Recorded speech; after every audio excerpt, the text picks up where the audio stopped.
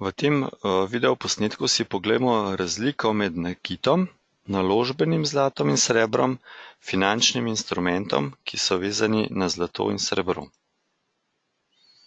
Nakit predstavlja največji delež prodaje zlata glede na celotno ponudbo zlata. Pri srebru je delež nakita nižji zaradi visokega deleža v industrijski proizvodnji. Če gledamo izključno iz investicijskega vidika, je naložba v nakit lahko precej draga. Delež zlata ali srebra oziroma materiala predstavlja manjši delež v celotni strukturi cene. Zelo velik delež pa predstavlja strošek izdelave nakita. Bolj kot je poznan zlatar, višji je strošek izdelave nakita oziroma marža zlatarja. Seveda je potrebno upoštevati še DDV, ki v Sloveniji predstavlja 22% glede na celotno vrednost končnega izdelka. Za investicije so najbolj primerne investicijske naložbene palice najvišje čistine. Pri zlatu to pomeni 999,9 od 1000, pri srebru pa 999 od 1000. Zelo pomembno je, da kupujete naložbeno zlato in srebro kovnic s statusom Good Delivery. Več o kovnicah s statusom Good Delivery sem govoril v enem izmed prejšnjih videoposnetkov. Podjetje Elementum sodeluje že od leta 2006 s kovnico Umicore, ki ima najdaljši Good Delivery status na svetu.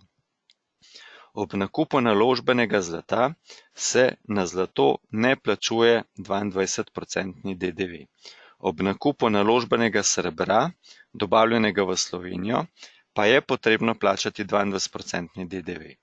Vkolikor je naložbeno srebro dobavljeno in shranjeno v brezcarinskem skladišču, pa kupcu 22% DDV ni potrebno plačati, dokler srebro ne zapusti tega skladišča. Pri nakupu investicijskega zlata in srebra se ne plačuje davka na kapitalski dobiček. Investitorji pogosto kupujejo tudi različne finančne instrumente, ki so vezani na ceno zlata in srebra. Največkrat ti finančni papirji nimajo nobene podlage v fizičnem zlatu ali srebru, zato veljajo za bolj rizično naložbo, kot je naložba v fizično zlato in srebro. Kredibilnost tem inštrumentom daje izdajatelj.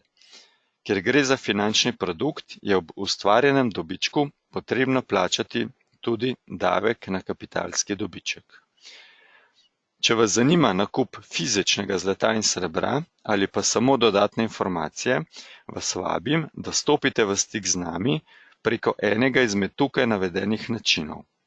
Če se za nakup odločate prvič, pa vam pred prvim nakupom priporočamo individualno svetovanje, ki vam ga v podjetju Elementum nudimo po celi Sloveniji. Z veseljem bomo na področju vaše investicije v plemenite kovine skupaj našli pravo rešitev za vas.